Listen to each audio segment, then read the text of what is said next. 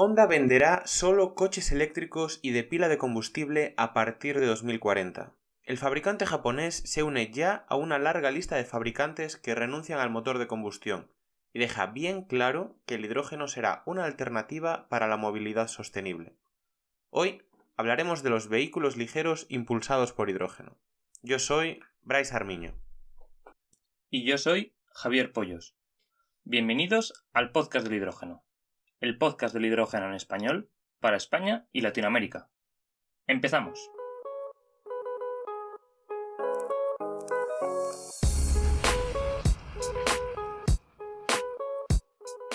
Como has adelantado en la introducción, hoy vamos a charlar un poco sobre los coches de hidrógeno. Un sector, el de los coches, que en los últimos años se ha empezado a poner las pilas, y nunca mejor dicho, en esto de la descarbonización. Ojo, y además es un sector fundamental en la lucha contra el cambio climático. Hoy en día ya más o menos el sector del transporte con vehículos ligeros, de pasajeros como nosotros, puede ser un 7-8% de las emisiones globales de dióxido de carbono. Es un número, vamos, nada desdeñable, diría yo. Y lo bueno es que yo creo que este sector ya va por el buen camino. Y eso que no es un sector de los conocidos como difíciles de abatir, como es el caso de los camiones que hablamos en el anterior episodio.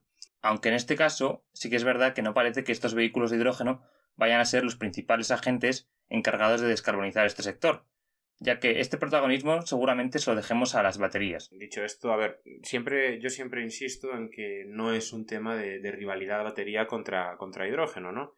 Pero hay que decir que las baterías no serán la única vía de electrificación. Es que aquí nuestro amigo el hidrógeno pues sí que tendrá su granito de arena que aportar. Porque sí que es cierto, como decíamos en el episodio anterior de los camiones, que las eficiencias son más bajas. Tenemos un 30-40% de eficiencia total desde la producción del hidrógeno hasta que se entrega esa potencia a la rueda, con respecto a un 70-80% en el caso de las baterías. Pero en cambio tenemos unas ventajas que son muy significativas, como por ejemplo la mayor autonomía, el mayor rango del vehículo, o incluso las recargas muy rápidas en comparación de lo que puede ser una carga eléctrica, ¿no? Un coche de hidrógeno en 3-5 minutos pues está lleno, está con el tanque al 100%, y eso es algo que las baterías están muy lejos de conseguir. Así que yo creo que, bueno, hay algunos casos, sobre todo, por ejemplo, yo no me canso de decirlo, las flotas de VTCs, de Uber, Cabify, etcétera, pues yo creo que será la forma de descarbonizarlas, porque son vehículos que están las 24 horas operando y que necesitan un tiempo de operación total, o sea, un factor de utilización completo, lo más alto posible para sacarle rendimiento al activo. Y yo creo que en este tipo de casos el hidrógeno va a ser el aliado, digamos. Sí, y además es lo que siempre comentamos, que yo, por ejemplo, aparco mi coche en la calle y ahí veo muy difícil tener acceso a cargadores. Un cargador en cada plaza de la acera va a ser imposible. Claro, es inviable. Pero bueno, vamos primero un poco por partes, porque parece que cuando hablamos de coches de hidrógeno, hablamos de algo que va a ser muy en el futuro, muy a largo plazo, y la verdad es que ya lleva varios años en el mercado. Sí, lleva en el mercado o en pruebas, pero los coches de hidrógeno están aquí desde los años 2000.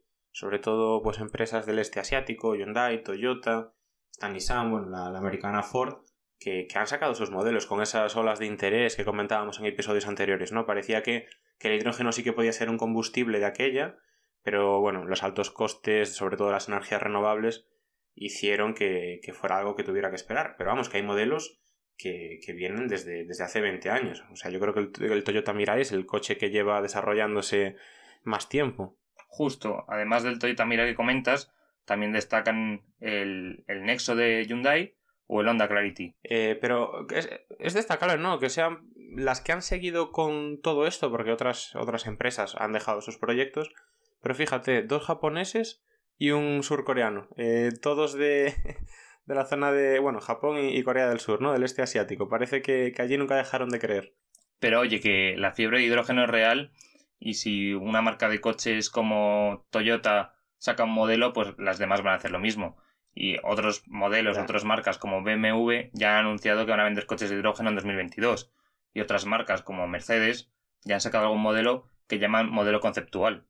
No entiendo yo mucho eso de los modelos conceptuales. Es como, bueno, hacemos 4 dibujos, sacamos aquí algo y a ver si a la gente le gusta, ¿no? Pero vamos, que sí, sobre todo en vehículos ligeros. BMW yo creo que es la que se ha unido al tren más recientemente. y van a sacar el año que viene, es cierto. Y después en vehículos ligeros comerciales pues ya hay Opel, Peugeot, pues ya han anunciado también nuevos modelos. Pero de todas formas esto es un indicio claro de que ahora sí se ve en mercado y las compañías no quieren quedarse rezagadas, ¿no? Al menos el potencial sí que está claro. Pero hay cosas que todavía están un poco difíciles. Porque Javi, tú por ejemplo te comprarías un coche de 70.000 euros. ¿Uno solo? Me compraría 2 o 3. Sí. No, pero es lo de siempre. Los precios son para un mercado muy selecto. Como cuando siempre sale un artículo de estas características, pues la fase de entrada, los costes son muy altos. Y ahora toca esperar a que este impulso al hidrógeno lleve a más y alcance una adopción a gran escala que ayude a rebajar los costes, que es lo que hace falta. Ahora está disponible para los early adopters, ¿no? Como se suele decir. Pero como decía antes, vamos al caso del coche de los 70.000 euros, que es lo mismo. O sea, un Toyota Mirai y un Hyundai Nexo valen eso, exactamente lo mismo en ambos casos. Más o menos, y suponiendo un coste más o menos de la pila de combustible del coche de 150 a 200 euros el kilovatio, y teniendo unas pilas de combustible que entregan una potencia de 114, 115 kilovatios, pues bueno, este sistema simplemente tiene un coste de entre 15.000 y 20.000 euros. O sea, podemos ver que ya solo la pila de combustible del coche puede estar entre los 15.000 y 20.000 euros hoy en día, tal como están los costes. Después a esto le sumamos los tanques son tanques de alta presión a 700 bares y son capaces de almacenar hasta 5 kilos de hidrógeno. Precio de 800 euros por kilo, pues otros 4.000. En total, bueno, digamos que podemos tener solo entre tanques y pila de combustible 20.000, 25.000 euros que le añadimos de precio al coche, sin contar con elementos auxiliares que también tienen que ver con el hidrógeno, y sin tener en este caso la batería, que a los coches de hidrógeno se podría decir que es casi despreciable el coste, pero vamos, que ahora es muy caro, pero también como se esperan unas reducciones de coste tan grande, pues oye, se debe ser optimista, ¿no? Justo, además, estos dos sistemas que comentas, las pilas y los tanques, reducirán sus costes en un 70 y 55% respectivamente. Según estudios, esto ocurrirá cuando la producción anual supere los 600.000 vehículos. 600.000, que ese es un valor que según un estudio que leía el otro día, bueno, al menos el titular, decía que es un valor que se alcanzará en 2028.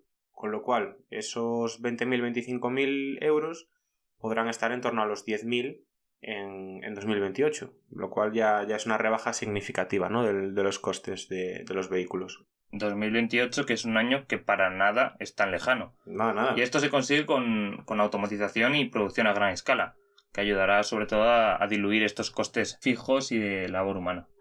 Sí, porque además es llamativo, ¿no? Porque muchas veces los estudios lo que nos dan es como una estimación de costes en función de la cantidad de pilas de combustible o de vehículos que se produzcan anualmente. Entonces tú puedes ver como con 1.000 vehículos, por ejemplo, en la pila de combustible, la distribución de costes, es decir, lo que cuesta cada componente, varía un montón con respecto a esos 500.000, 600.000 sistemas por año. Por ejemplo, todo lo que tiene que ver con el asemblaje o con las membranas es mucho más caro ahora que cuando estos procesos estén totalmente automatizados. En cambio, otras cosas, como puede ser el catalizador, los minerales, las tierras raras, etc., pues van a aumentar un montón su porcentaje en el precio final de la pila de combustible, ¿no? A medida que automatizamos, ciertas cosas que hoy en día llevan más tiempo y por ende más coste tienen, tendrán una menor influencia, pero por ejemplo, un catalizador, que es un mineral, minerales como puede ser el paladio o el níquel o cosas del estilo, pues van a tener una influencia muy grande en el coste final de la pila de combustible. Bueno, y ya cambiando un poco de tema, y como ocurre con los camiones, pues básicamente en los vehículos ligeros pues existen dos tipos. Los coches de pila de combustible de hidrógeno y los coches de hidrógeno en combustión. La logística pues es igual que lo que decíamos con el caso también de los camiones. Como si fuera un diésel o uno de gasolina. Vamos a la hidrogenera y en 5 minutos pues tendremos los kilos necesarios, los 4 o 5 kilos que comentamos, con el que llenaríamos el coche. Lo que sí es... En el nuevo BMW vienen 6. Vienen 6, pues más depósito. Nunca es suficiente. Nunca es suficiente. Lo que sí es que en este caso tendremos los tanques a 700 bares y no a 350 bares como los camiones o buses. Por una simple razón, y es que el espacio es más limitado.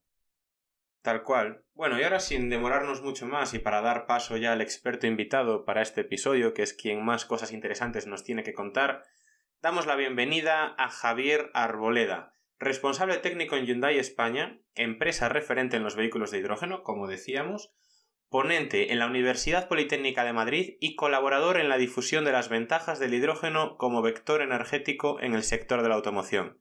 Javier, muy buenos días y gracias por estar aquí con nosotros. Hola, muy buenos días. Gracias a vosotros. La verdad es que es un orgullo y un placer estar aquí hoy con vosotros. Muy buena labor que hacéis. Muchas gracias. Antes de empezar, y por si acaso nos hemos dejado algo, pues nos gustaría que te presentaras un poco, cómo has llegado a estar trabajando en Hyundai España, sobre todo esa pasión que demuestras, que nosotros hemos visto muchos webinars en los que has participado, en por qué has llegado a este sector, al hidrógeno, y por qué le ves tanto interés.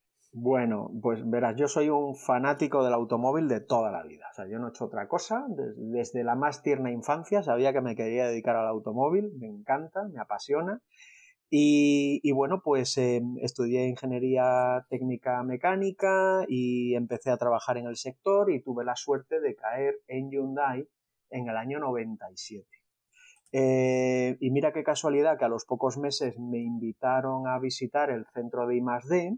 Todavía Hyundai no había hecho público ningún proyecto de hidrógeno, pero yo ya pude ver en esa primera visita a finales del 97 algunos coches de pila de combustible que estaban experimentando ya en el centro técnico de Namyang, nuestro gran centro de I+D en Corea.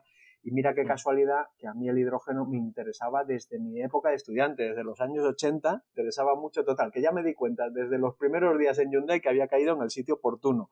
Por supuesto, desde que en el año 2013 lanzamos el primer coche de producción en serie a nivel mundial de pila de combustible, fue el X35, pues claro, mi actividad con el hidrógeno ha subido mucho porque bueno, pues estamos en la cresta de la ola. Está claro que es un sector en auge y llevas desde el principio, como comentas. He tenido suerte, sí. Me lo he trabajado, es verdad, pero también tengo que reconocer que fue casualidad que justo la gran oportunidad laboral que me dio Hyundai a partir del 97 pues haya coincidido con la empresa que es referente en uno de los temas que me han interesado más de toda mi vida profesional. Y aquí hay una cosa, tú digamos que eres una de esas personas que han estado en la sombra, ¿no? Durante ese desarrollo del hidrógeno tantos años, sobre todo en España, porque sí que es cierto que en el este asiático pues ha sido algo más sonado. Supongo que el cambio habrá sido brutal en los últimos años, ¿no? Bueno, mira, sí, bestial. Es increíble cómo ha cambiado esto. Verás, hasta hace algo más de un año, pues estábamos unos cuantos incordiando con este tema porque lo vemos venir, porque además nuestras empresas han hecho esfuerzos importantísimos, como Hyundai, que ha desarrollado toda esta tecnología para aplicación al automóvil muy por delante del resto de fabricantes que ahora se empiezan a sumar prácticamente todos. Pero lo cierto es que clamabas en el desierto. Y no se movía nada. O sea, hay varios referentes en España que han hecho muy buen trabajo. Está la Asociación Española del Hidrógeno, está el Centro Nacional del Hidrógeno de Puerto Llano, está la Fundación Hidrógeno Aragón y varias empresas referentes como la mía y algunas más, pero no pasaba nada. Lo veíamos venir, hacíamos una labor de difusión lo mayor posible, pero no se movía. En concreto, pues el sector de la energía, que está llamado a jugar un papel clave, pues no tenían prácticamente ningún proyecto ni ninguna intención de trabajar en hidrógeno. Pero esto ha ido cambiando. En los 2 últimos años, sobre todo en el último, pues digamos que ha habido una eclosión, lo cual son magníficas noticias. De luego, los que llevamos mucho tiempo en esto nos pellizcamos porque todavía no nos lo acabamos de creer. Bueno, pues enhorabuena por lo que toca. Gracias. Y ya entrando un poco más en el tema de los coches eléctricos, no sé qué piensas tú, que mientras que en sectores como el transporte pesado parece que el hidrógeno sí que tiene mayores beneficios, en el caso de los vehículos, los eléctricos de baterías llevan una ventaja con respecto a los de hidrógeno. Y aún así, ¿cuál es el futuro que veis desde Hyundai a los coches de hidrógeno? Bueno, veréis, en Hyundai, hombre, también es verdad que nos lo permite el ser una empresa muy grande, ¿no? Creo que somos el 5º fabricante mundial de automóviles y tenemos un volumen muy alto, ¿no? Entonces eso nos permite hacer apuestas múltiples. Y nosotros hemos trabajado muy de lleno la electrificación del automóvil, pero en todas sus vertientes. Desde electrificaciones ligeras, como son los híbridos ligeros de 48 voltios, los híbridos de altos voltajes, más convencionales, los híbridos enchufables, que no me cansaré de decirlo, son una tecnología interesantísima y que algunos intentan demonizar, aunque hay que protegerlos. Y luego ya los eléctricos 100%, que los hay básicamente dos categorías, los de baterías y los de pilas de combustible. Ambos son eléctricos 100%. Bueno, y habrá otra más que será un mix de ambos, que ya Mercedes lo demostró en su momento con su coche de hidrógeno, que además era enchufable, que es una idea también muy bonita. Bueno, entonces, a largo plazo, o sea, ahora tenemos una transición por delante y en la transición la combustión, sobre todo hibridada, tiene muchísimo que decir. Es muy importante que no renunciemos a ella y que no dejemos que la demonicen, porque es necesaria para la movilidad, sigue siendo necesaria durante mucho tiempo, pero no solo eso, es que en España es el 10% de la economía, la fabricación de automóviles, y el sector en general. Entonces, oye, no ataquemos a un sector que es tan importante en la economía española. Hay que protegerlo. Lo cual es muy curioso, porque en España no hay fabricantes nacionales ya, pertenecen todas a empresas extranjeras. Exacto. Pero lo que mueve la automoción, yo por ejemplo que soy de Vigo, con PSA, bueno, ahora Stellantis, es media ciudad, viene de ahí, la otra del puerto. Correcto. Pero mueve mucho, empresas auxiliares, etcétera, es un sector muy importante, claro. Exacto, y nuestra clase política, pues está claro que tenemos que apostar por una economía cada vez más sostenible, por proteger el medio ambiente, eso nadie lo duda, pero siempre protegiendo nuestro sector, porque es compatible. Pero está claro que acabaremos en algo que obviamente va a ser eléctrico. Pues aquí se dividen en dos categorías, básicamente. Los eléctricos de baterías y los eléctricos de pila de combustible. A ver, son dos soluciones que tienen que coexistir y que son complementarias. Y me da muchísimo coraje cuando hay fanáticos de una o de la otra. Mira, no. Esto no es el fútbol, esto no es religión, esto es ciencia, esto es ingeniería. En ciertas aplicaciones las baterías son la mejor opción de largo y no hay duda, esa es la que hay que aplicar. Y en otras aplicaciones será la pila de combustible. Justo. Y lo que hay que hacer es saberlas identificar.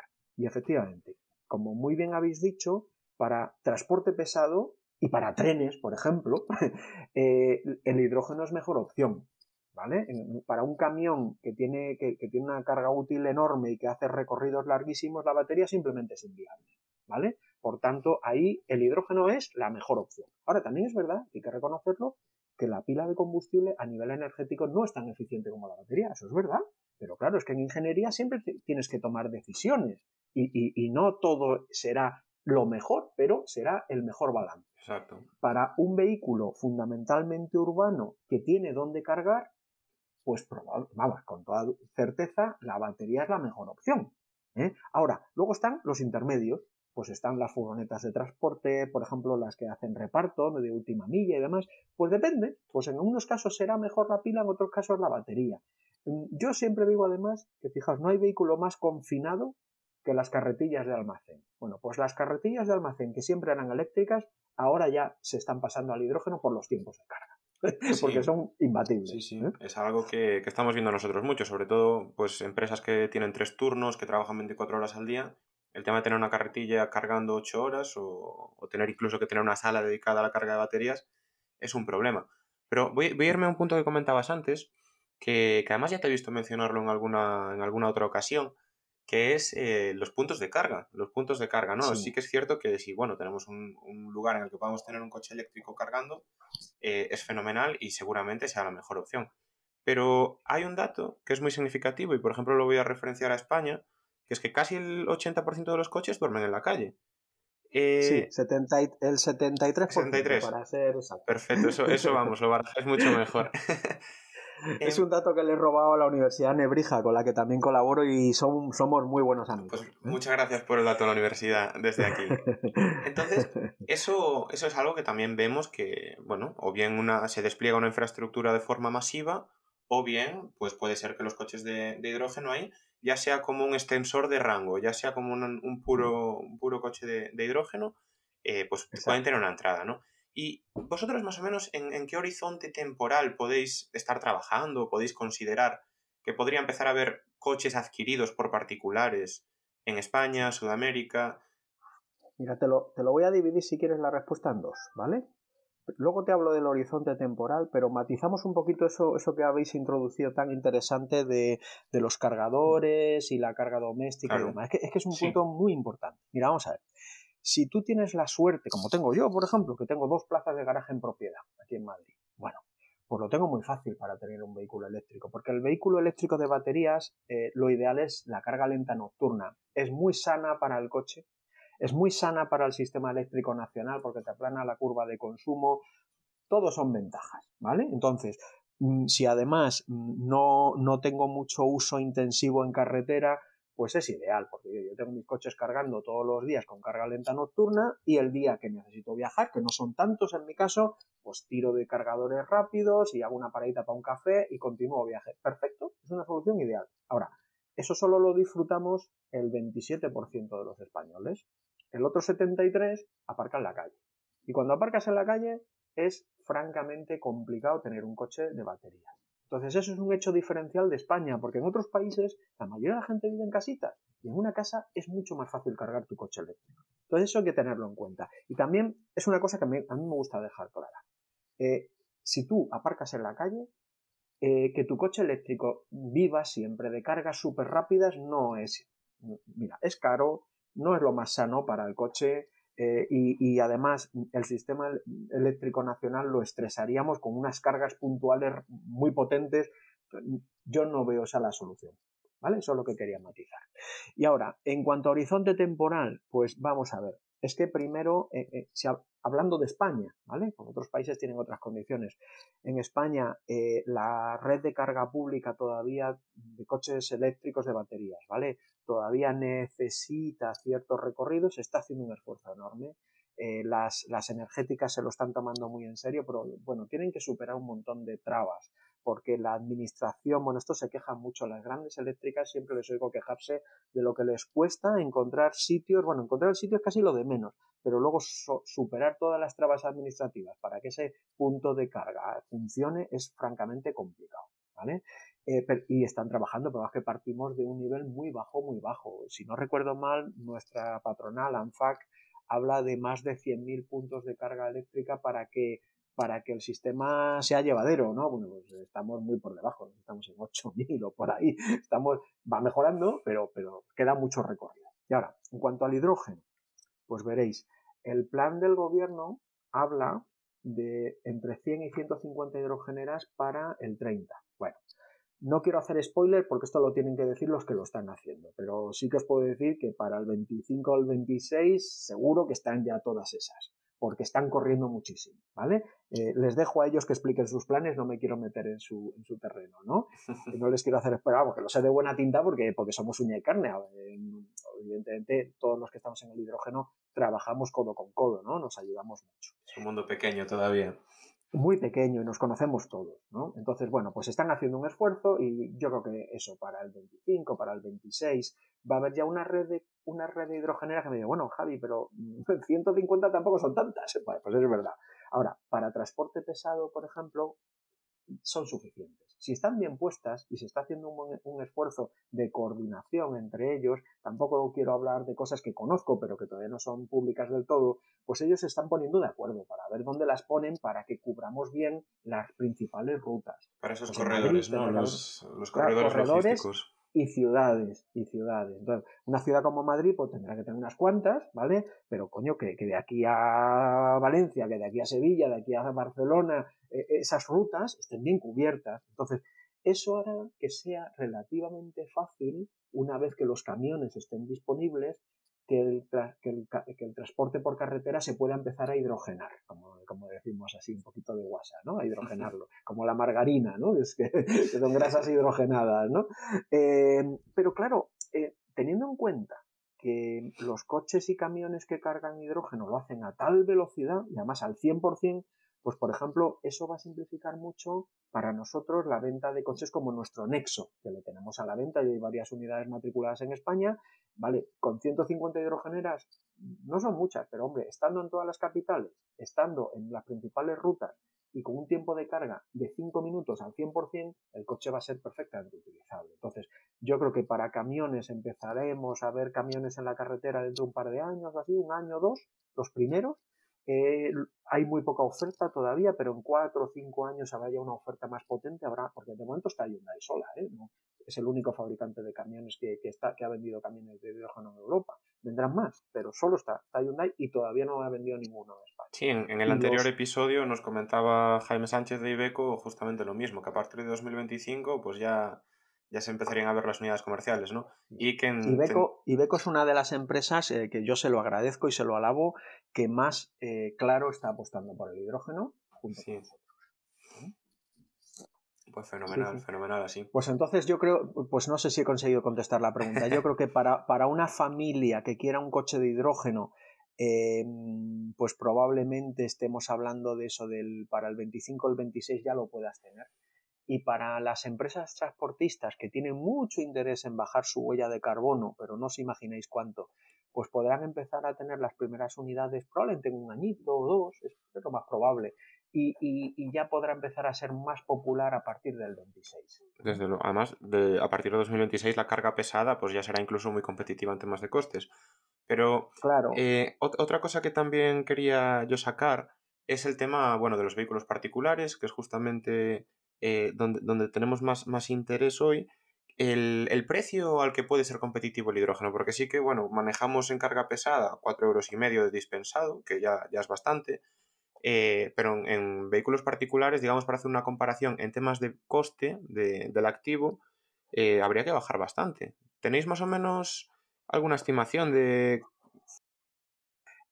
Yo creo que si estuviese a 4 € el kilo es tremendamente competitivo ya, porque tener en cuenta que el coche gasta 0,9 litros sí. kilos a los 100, entonces sería un buen precio. Claro. Porque bueno, pero no tiremos cohetes, que luego vendrá el ministro de Hacienda y le meterá, porque la gasolina tampoco es cara. Lo que pasa es que la gasolina son todos impuestos. Ya vendrá el ministro de Hacienda y le arreará. Pero ahí también entramos después en el tema de impuestos, que además es súper interesante, claro. En que España, el flujo saliente de dinero, no sé si eran 120 millones de euros al día en tema de importación de combustibles. Con lo cual, si podemos utilizar nuestra propia energía para impulsar nuestros propios coches... Qué buen comentario. Mira, eso es una de las cosas que personas como, por ejemplo, Javier Brey, el presidente de nuestra asociación del hidrógeno, pues comenta muchas veces y tiene toda la razón del mundo. O sea, una de las cosas más bonitas que tiene el hidrógeno como vector energético hace posible el uso de las renovables. Porque, a ver, las renovables producen cuando a ellas les da la gana, básicamente. O sea, el viento son caprichosas, cuando quiere. Son caprichosas. Y bueno, las mareas son predecibles, pero el resto no son predecibles. Entonces, ¿por qué digo esto? Pues porque el hidrógeno, una de sus grandes bendiciones es que te permite acumular enormes cantidades de energía y además almacenarlas a largo plazo. Eso es otra diferencia con las baterías. Las baterías tienen una limitación y un coste importante para acumulaciones grandes y sobre todo no las puedes acumular a largo plazo. ¿Vale? Bueno, pues con el hidrógeno podremos utilizar renovables porque tendremos mucha más capacidad instalada del consumo real y los excedentes los almacenaremos y los podremos utilizar, pues como ahora utilizamos los grandes almacenamientos de combustibles fósiles, ¿no? Pues de igual manera se podrá hacer con el hidrógeno y consumirlo cuando te haga falta. Y además es una oportunidad para España no solo de utilizar renovables, sino que incluso exportar energía por primera vez en su historia. Sí. Porque tenemos más potencial de renovables que otros países. Bueno, como también Marruecos, el norte de África, creo que tiene ahí una oportunidad económica importante, porque entre tener un desierto que no vale para nada, entre comillas, y tener una gran instalación productora de energía, pues fíjate qué diferencia. Totalmente. Entonces, bueno, yo justamente decía ese comentario porque yo creo que ayudará a que no se tase tan alto el hidrógeno como podría ser un combustible fósil. Pero eso ya se verá, ¿no? Depende de las pensiones que haya que ver, cubrir. Si España, efectivamente, lo habéis apuntado muy bien. Si España tiene menos sangría por importación de energía, será un país más rico y será un país que a lo mejor no necesita sangrar tanto al contribuyente. Pues puede ser. Bueno, Javier, si te parece, volviendo un poco al tema de los coches, que si no nos desviamos mucho, yo tenía una pregunta acerca de cómo convencer a la gente que todavía es reticente con el hidrógeno y que cree que se alarma de la explosividad que tiene. ¿Qué les dirías? te voy a ser sincero, si un día me pegase una piña con un coche de hidrógeno y hubiese fuego de por medio, que fíjate, primero te la tienes que dar, con lo seguro que son hoy día los coches, mucho más seguros que los que se hacían hace 15 años, y segundo, tiene que haber fuego, que es un caso raro, ¿vale? Bien. A mí me preocuparía mucho más la pequeña batería que el hidrógeno. Y me explico. Vamos a ver. El hidrógeno tiene un comportamiento en accidentes, en vehículos, superior a las baterías y superior a los combustibles tradicionales. Y me explico. Veréis. La batería, si echa a arder, además no necesita oxígeno para arder, no la puedes parar. Lo único que puedes hacer es refrigerarla para que no progrese. Ahora, lo que empezó a arder se va a quemar. Es que es así, es que hay que ser conscientes de lo que hay. Entonces, es verdad que es muy raro que arda, pero si arde, arderá, ¿vale? Los combustibles líquidos, como la gasolina o el gasóleo, o el GLP, que se comporta casi parecido, cuando se vierten, van debajo del coche. El GLP pesa más que el aire y también se va debajo del coche. Y es un problema, porque es que arde debajo de ti, que es el peor sitio. El hidrógeno, en cambio, primero es muy seguro, si queréis ahora comento algunas medidas de seguridad que tiene el coche, pero si se vierte, como sube tan rápido en la atmósfera, es verdad que va a arder, pero arde fuera del vehículo donde no molesta. De hecho, hay por ahí un vídeo muy chulo que hizo una universidad americana donde te compara el daño que produce un incendio de un coche con hidrógeno o con gasolina. Cuando el de gasolina se destruye completamente, el de hidrógeno apenas sufre daño, porque el combustible arde fuera del coche. Y hacia arriba. Hacia arriba, exacto. Las llamas del Hindenburg, eso no era hidrógeno, porque el hidrógeno arde en ultravioleta que tus ojos no lo ven, ¿vale? Eran otras cosas que había ahí, que también ardían. Y bueno, básicamente las medidas de seguridad que tienen los tanques del vehículo, bueno, el coche soporta impactos tremendos a 80 y tantos kilómetros por hora sin que el hidrógeno se vierta, dándole directamente a los tanques por detrás, y no se vierte, porque los tanques son de fibra de carbono, o sea, son unos tanques muy buenos, ¿vale? Pero es que incluso si tienes una salida de vía, por ejemplo, y se seccionan las conducciones de hidrógeno que van fuera del habitáculo, ¿qué es lo que hacen los tanques? Tienen un sistema mecánico que se activa inmediatamente y que corta el suministro de hidrógeno, es decir, el tanque se sella solo cuando hay un flujo inesperado. Y al contrario, si por un incremento fuerte de temperatura, por un incendio o lo que sea, mucho antes de que pueda llegar a explotar, se libera el combustible rápidamente y no pasa nada. Se queman unos pocos segundos y asunto resuelto. Muy bien, muy interesante. A la postre, son más seguros que los coches tradicionales y de batería en ese sentido. Ya lo tenemos claro. Y otra pregunta también relacionada con la industria automovilística es si se va a hacer una homogeneización en los estándares de los vehículos de hidrógeno. Me explico si no entiendes. En comparación con los vehículos eléctricos, que sí que hubo problemas con el tipo de manguera, el tipo de conexión, el tipo de carga, si los vehículos de hidrógeno sí que va a haber todos a una, todos con lo mismo. Sí, pues yo creo que va a haber menos problema. Vamos a, y matizo un poco lo de los eléctricos, porque eso está resuelto hace ya tiempo, ¿vale? A ver, con los eléctricos hay un estándar europeo que nosotros hemos aplicado desde el primer coche que introducimos que se puede cargar en Europa. El problema que ha habido es que hubo algún fabricante que, hombre, tuvo el coraje de ser de los primeros, pero utilizó estándar japonés. Entonces, introdujo cierto ruido en el mercado. Entonces, hay coches por ahí que tienen tiempo, ellos ya han corregido ese error, porque yo creo que eso fue un error. Salir con un estándar japonés de enchufe, pues no fue un acierto, a mi juicio. Es verdad que fueron pioneros y eso hay que alabárselo, pero también es verdad pues que salir a Europa con un enchufe que no era europeo, pues causó problemas. Eso ya está corregido. Yo de todos los coches que se venden en Europa tienen el estándar europeo, que es el único que nosotros utilizamos, ¿vale? Entonces, digo, es un mensaje también de tranquilizador hacia la gente que se compra vehículos eléctricos de baterías, que ese asunto ya no ocurre, ¿vale?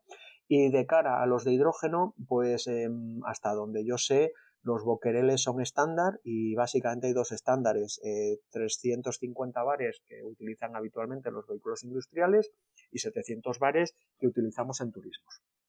Y es igual para todos, con lo cual no va a haber ningún problema. Yo creo que eso está estandarizado desde antes de que haya coches en la carretera. Mejor. No tendremos un cuello de botella ahí entonces. No, espero que no.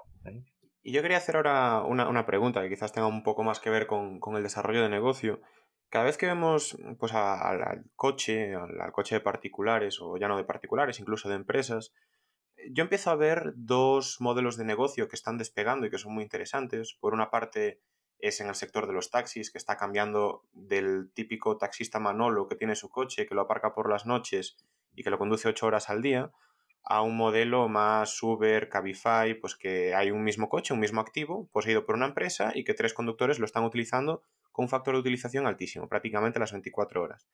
Y después hay también otro caso que es el car sharing, que a mí personalmente me encanta, lo utilizo casi todos los días y bueno, que son coches que tienen que tener también una disponibilidad altísima, además son coches que están en el centro de las ciudades, con lo cual tienen que ser coches que no contaminen y bueno, en ambos casos tenemos esa necesidad de la disponibilidad el mayor tiempo posible del vehículo, ¿no? Y parece que ahí el hidrógeno pues puede ser una alternativa muy bonita, más que quizás un eléctrico, siempre que no seamos capaces de vencer esas desventajas que tiene el eléctrico de pues la recarga en X tiempo, etcétera, ¿no? ¿Es algo que compartes o que compartís desde Hyundai, que estáis Sí. trabajando, que lo veis con futuro, o es un campo en el que todavía vais a esperar para entrar? Bueno, a ver, pues poco a poco iremos entrando, obviamente. A ver, estas nuevas formas de movilidad, pues evidentemente son un reto y son una oportunidad y Hyundai las está explorando. No sé si lo sabéis, pero nosotros tenemos un car sharing rural que está siendo muy alabado. Empezamos por Campisábalos, un pueblecito de Guadalajara que se caracteriza por tener la mejor calidad de aire de España y ya lo estamos extendiendo a muchas otras poblaciones. Entonces, sí, Hyundai cree en este tipo de cosas, ¿vale? Pero por supuesto, yo aquí, yo como soy un señor mayor ya, ¿sabes? Pues también creo que esto será compatible con el uso privado de toda la vida de los coches y que eso tampoco va a desaparecer, ¿vale? Pero sí, hay que atender esta demanda y está por una parte pues las empresas de VTC, que efectivamente yo lo veo porque ya tenemos VTCs y mi equipo responsable de las garantías no puede ver los kilometrajes que hacen y son de echarse las manos a la cabeza, o sea, kilometrajes muy por encima de los 100.000 kilómetros al año. Claro, eso solo es posible, como tú has dicho, con 3 personas manejando el coche, ¿no? Pues son muchas horas para hacer tantos kilómetros por entorno urbano con velocidades bajas, pues imagínate, ¿no? Bien, efectivamente, pones el dedo en la llaga. Ahí una de las claves para que estos coches de altísimo uso efectivamente puedan estar tanto tiempo funcionando es la carga rápida. Y la carga rápida con hidrógeno es la mejor. Muy bien. Y ya, Javier, un poco para finalizar, me gustaría que si pudieras profundizar un poco más en los planes que tiene Hyundai de desplegar flota de vehículos pesados o flotas de vehículos comerciales. Cuándo va a estar la infraestructura desplegada y demás. Bueno, la infraestructura no es algo que nosotros hagamos, ¿eh? La infraestructura es el terreno de otras empresas. Nosotros lo que ponemos es el vehículo en la carretera, que ya es una enorme inversión, ¿vale? Sí. Entonces, bueno, pues verás, te puedo decir los planes que ha anunciado Hyundai. Esto lo ha anunciado nuestro chairman a nivel mundial. Y te puedo dar algunas cifras de lo que Hyundai tiene previsto. Espérate, que las estoy abriendo porque mi memoria no es lo mejor, ya las tengo. Mira. Lo que hemos anunciado es que para el año 25 tendremos ya 44 modelos electrificados, que significarán unas ventas de 1,7 millones de unidades y el 25% de las ventas de nuestros mercados principales. Pero tenemos un plan de inversión de cerca de 7.000 millones de dólares para el año 30, que nos permitirán fabricar al menos 500.000 anual de coches de pila de combustible y otras 200.000 pilas para otros usos como vehículos pesados, trenes, otro tipo de aplicaciones. Entonces, sí, lo tenemos bastante claro, sabemos que la electrificación va para adelante y pensamos que la demanda de vehículos de pila de combustible será de al menos 2 millones de unidades para el año 30, la demanda mundial. Fíjate, yo personalmente lo veo conservador, creo que va a ir incluso más rápido. Esta es la postura oficial de Hyundai, pero yo personalmente creo que será incluso más rápido, fíjate, por cómo veo que está evolucionando esto. Esperemos que sea así, sí.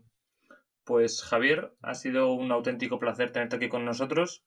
No sé si quieres comentar El algo placer ha más. sido mío, lo he pasado muy bien con vosotros. Pues te deseamos mucha suerte con los nuevos proyectos que tengáis y gracias de nuevo por compartir tu conocimiento aquí con nuestros oyentes.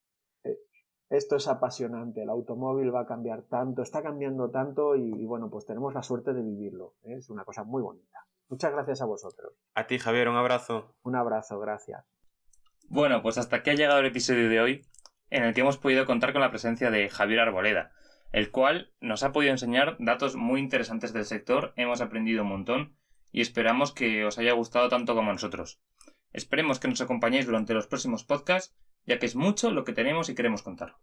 Dadle a like y suscribiros para ayudar a que este podcast crezca. Todas vuestras aportaciones serán bien recibidas en el correo elpodcastdelhidrógeno@gmail.com o en los comentarios de las principales plataformas. Un abrazo grande y hasta la próxima semana.